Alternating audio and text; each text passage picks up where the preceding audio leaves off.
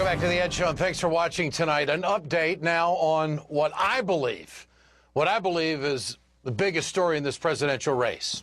Republicans, they are setting the table to steal the election in Ohio. Let's make sure that we don't stand silent and watch this. Two new polls show just how tight this race has become. The Ohio poll shows President Obama and Mitt Romney are only 3 points apart. That's within the margin of error. The Quinnipiac, New York Times, CBS poll gives the president a slightly larger lead over Romney. There's been no change in those numbers since July.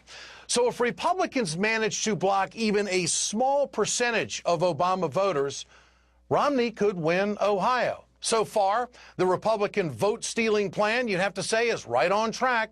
They've shortened voting hours in all 88 counties in Ohio.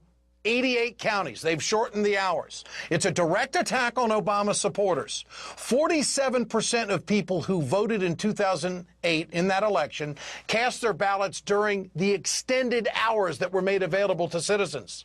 Those early voters were mostly African Americans.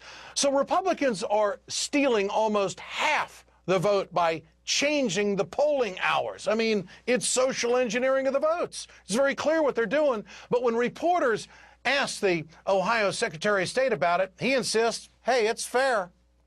You may not like the hours of operations. You may think they're too long. You may think they're too short, but they're fair for everybody. Everyone you talk to believes that's fair and easy and accessible.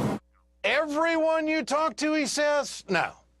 More on Ohio in just a moment. And there's a new development in Pennsylvania where they're fighting that controversial voter ID law. The state Supreme Court says that it will hear the appeal on September 13th. Now, Republicans wanted the court to hold off until October.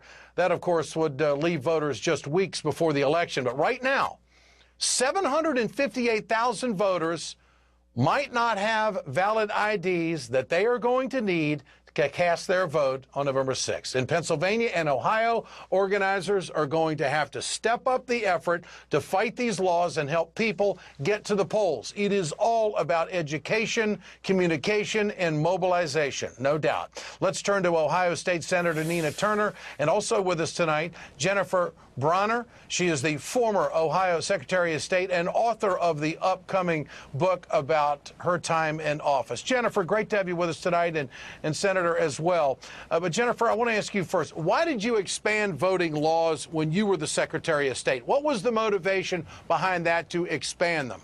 Well, interestingly enough, Ed, the laws were expanded by the current Secretary of State when he served in the Ohio House of Representatives. We just implemented them. We followed federal law, we followed state law, and we made sure that voting was as accessible to people as possible. They've enjoyed it, and now that it's being pulled back, you're experiencing quite a bit of kickback. So why are we seeing, Jennifer, the reversal? I mean, you know, my opening commentary in this is that it's the Republicans trying to suppress the vote. Would you go so far to come to that conclusion? I think there's a fundamental misunderstanding of the Voting Rights Act. The Voting Rights Act, you look at states like Alabama or South Carolina, anytime they change a voting law, they have to get it approved by the Justice Department. Now, Ohio doesn't have to do that. New York doesn't have to do that. So equal doesn't necessarily mean pro forma across the board. It means bring everyone up to the same level where those who've been suppressed, who've been oppressed, have the same access that everyone else has had. And if that means we have to do a little bit more for these folks in the urban area, then we've got to do a little bit more. But we shouldn't set the standards for the entire state based on a rural county that may have 10,000 registered voters. Senator Turner, Secretary of State Husted, says that the new rules are fair. I know you don't agree with that. What's unfolding here? I mean, Ed, certainly he didn't ask me. He said that everyone he talked to, well, he didn't ask me and he didn't ask the residents of Cuyahoga County. This is nothing more than uniform voter suppression. Make no mistake about it. Ohio and 4 other states, Ed, have extremely cut early voting hours. And get this, in Ohio and Florida, they cut Sundays. We know exactly who their targets are. And again, in Cuyahoga County, African Americans make up 26% of the registered voters, but during 2008, early in-person voting, they made up 56% of the vote. How dare we forget how we got over in this country, how African Americans had to dodge the barks and bites of dogs, how they had to leap over grandfather clauses and literacy tests and poll taxes. And here we are in the 21st century with the elections officer who is supposed to adhere morally and legally to expanding the vote, but here he is suppressing the vote. And I'm going to tell you something, Ed, if you are poor, working class, middle class, elderly, African American, Hispanic, or a woman, you are SOL when it comes to Republicans. They are making it very clear that they don't care, that they are here to oppress and suppress, and they don't care how they steal the vote. Jennifer, you agree with that? I think we've got some real problems with anything being partisan connected to voting. Look, voting itself is not a partisan issue. It's really what everyone needs to do is to come into the room when we're talking about changing the voting laws, drop the partisan cloak, stand up, be adults, do what they know is fair, because our future depends on it. Well, where's your governor on this, Jennifer? I mean, where's Governor Kasich on this? He likes to present himself as a fair-minded guy. How can he go along with something like this? He's MIA, Ed, when it comes to this voting issue, and it's a shame. No, I think typically you've got, Ed, the problem where it's the purview of the Secretary of State. The Secretary of State is the chief elections officer, and so it's very rare in any state where you get a governor who will step in and interfere, even when they've previously been a Secretary of State.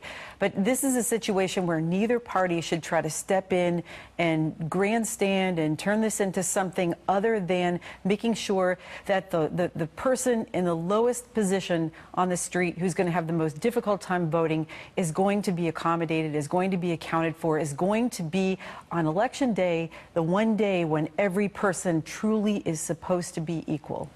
We haven't even gotten to the voter machines. We haven't even got to the number of voting machines that are going to be made available to all these 88 counties in Ohio. Who knows what kind of plan they're going to come up there? Senator Turner, you concerned about that? Very concerned, Ed. If you extrapolate out the data from 2008, with the hours that have been eliminated unilaterally by the Secretary of State, about 200,000 Ohioans will be impacted by that. And if we remember, Governor Kasich beat Governor Strickland by about a 2% margin.